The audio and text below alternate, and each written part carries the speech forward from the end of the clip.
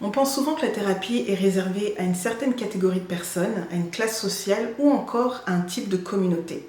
Cependant, si vous traversez des périodes de crise avec des difficultés relationnelles ou encore vous avez vécu certains traumatismes liés à votre passé, vous pouvez être appelé à consulter un professionnel de la santé mentale. Alors, la thérapie pour ou contre, quels sont les bienfaits?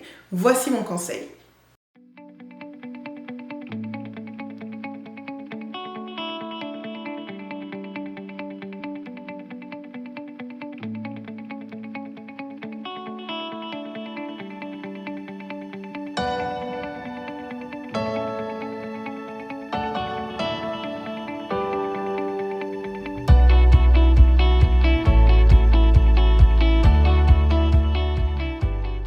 Ce qu'il faut savoir, c'est qu'un psychothérapeute fournit un ensemble de traitements à caractère psychologique, aidant une personne à mieux comprendre ses réactions et ses comportements face à certaines situations difficiles.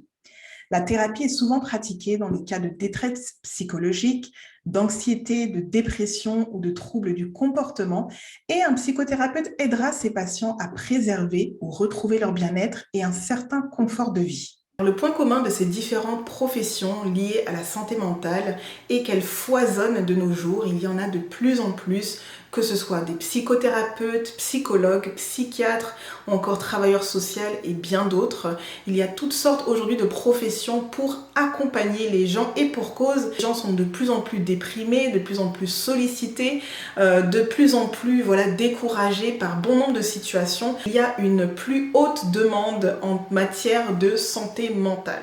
Ce qu'il faut comprendre, c'est que le professionnel de la santé mentale ne comprend pas forcément toute l'étendue de la création de l'homme, comment est-ce que l'homme a été créé, comment fonctionne l'esprit de l'homme, mais aussi pourquoi nous agissons ou nous parlons de telle ou telle manière. Donc il ne comprend pas toute l'étendue, c'est sûr.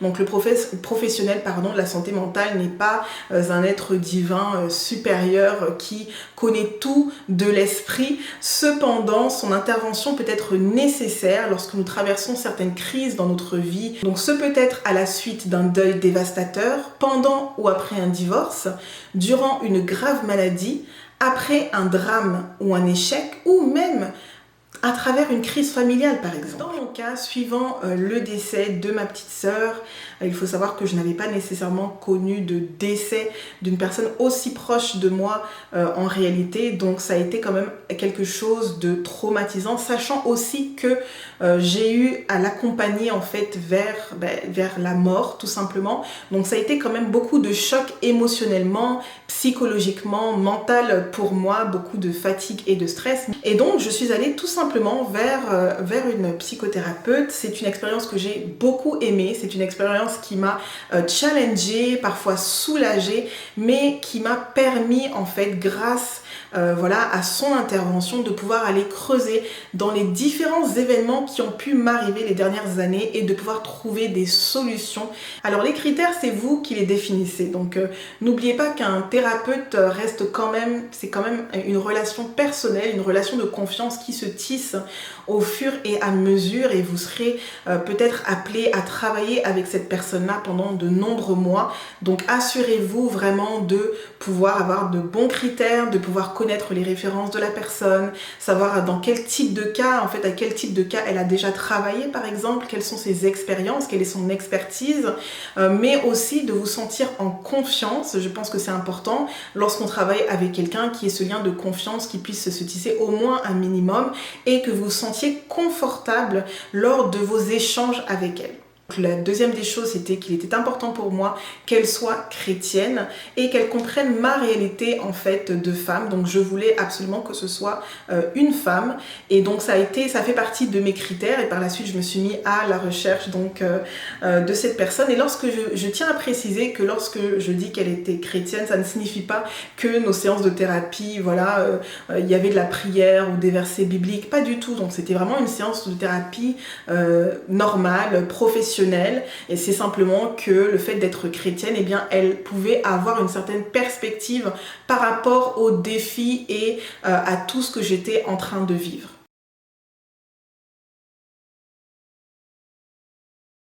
Vous pouvez trouver votre thérapeute à travers des sites internet, comme je vous l'ai dit, ou sur Google. Vous pouvez aussi le trouver par bouche à oreille. Donc très souvent dans votre communauté, peut-être qu'il y a déjà des professionnels de la santé qui sont connus de plusieurs personnes. N'hésitez pas à demander des références autour de vous. Il y a également ce qu'on appelle les centres communautaires ou les associations.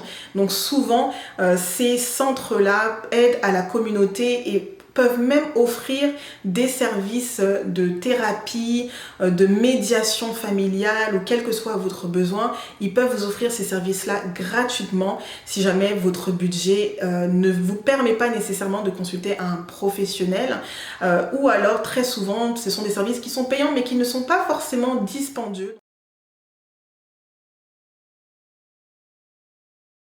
Alors le nombre de temps que vous allez travailler avec votre thérapeute, c'est vous qui le déterminez. Bien sûr, une séance de thérapie peut durer 1 heure, 2 heures, dépendamment de votre besoin imminent, immédiat. Cependant, le nombre de mois que vous allez faire avec la personne, ça peut être plusieurs mois, ça peut être 1 mois, ça peut être plusieurs séances. Tout dépend toujours en fait de votre besoin. Donc prenez le temps de poser des questions. Donc dans mon cas, j'avais simplement choisi l'option de 2 fois par mois, donc dans la semaine. Et bien sûr, je n'avais pas forcément besoin de consulter quelqu'un à l'année longue. Donc ça a été vraiment pour quelque chose de très spécifique, encore une fois, qui était relié à des événements très très récents.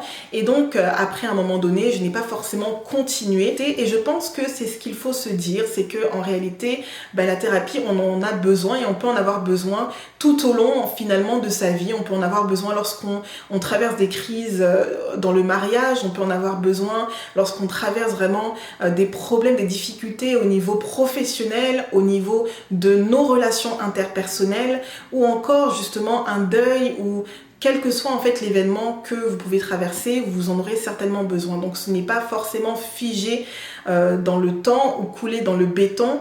Donc vous pouvez être appelé à consulter pendant un certain temps, prendre une pause et puis reprendre par la suite. Rien ne vous y empêche.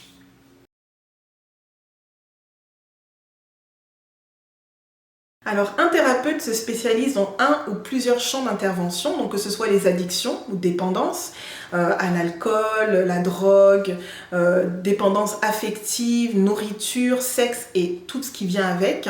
Que ce soit aussi au niveau relationnel ou familial, donc vous avez des thérapeutes qui se spécialisent beaucoup plus dans les conflits familiaux, les divorces ou peu importe. Donc, vous avez également des thérapeutes qui se spécialisent dans les troubles de la santé mentale comme le stress, l'anxiété, certaines formes de dépression qui perdurent ou encore voilà, des situations spécifiques comme le deuil. Eh bien la thérapie a différents champs d'intervention, ce n'est pas nécessairement limité et vous trouverez forcément chaussure à votre pied. Je vous ai partagé un petit peu au cours de cette vidéo les différents bienfaits qu'offre le fait de consulter un professionnel, un psychothérapeute, psychologue ou autre. Pour moi, ça devrait faire partie d'un service essentiel qu'on offre même dans les églises, au sein des églises. Je pense que c'est quand même assez important. Pourquoi? Parce que oui, il y a la prière, il y a les soins pastoraux, mais souvent les gens traînent de nombreux traumatismes qu'ils vont amener par la suite dans leur mariage, dans leurs relations, dans leur vie professionnelle ou même dans leur rapport avec leurs enfants. Alors si jamais vous pensiez à consulter un thérapeute, ne serait-ce qu'à l'occasion, n'oubliez pas, faites vos recherches, renseignez-vous, posez des questions. N'hésitez pas même à parler avec la personne que vous aurez trouvée de vive voix afin de voir si vous vous sentirez en confiance ou confortable avec cette personne-là. Et puis lancez-vous. Il n'y a aucune honte. Et je le répète, absolument aucune honte au fait de devoir consulter un professionnel de la santé mentale parce que oui, dernièrement, je crois qu'au cours des dernières années, vous avez remarqué le nombre de personnes qui ont des troubles justement associés à la santé mentale, le nombre de personnes qui ne vont pas bien, qui sont en proie à toute forme de dépendance, qui sont en proie à toute forme de dépression, à de l'anxiété, à du stress et bien d'autres choses encore.